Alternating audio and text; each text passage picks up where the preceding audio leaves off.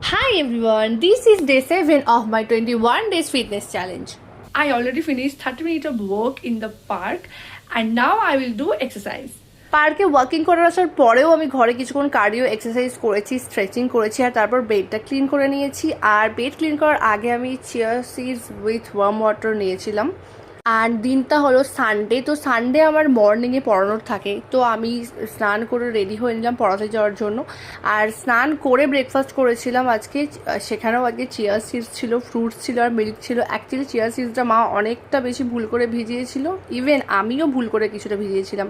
তো এই জন্য ভাবলাম আজকে চিয়া সিডস দিয়ে ব্রেকফাস্ট করা যাক, একদিনে বেশি চিয়া সিডস না খাওয়াটাই বেটার। তো স্কুটি নিয়েই যাচ্ছি আজকাল পড়াতে, হ্যাঁ গাড়ি আসার পর থেকে। গাড়ি কিনেইছি তো আমি আমার কাজের জন্যই, পড়াতে যাওয়ার জন্যই। জানো তো জীবনে অনেক কষ্ট করেছি, 8 বছর ধরে আমি টানা একভাবে হেঁটে হেঁটে পড়াতে গেছি।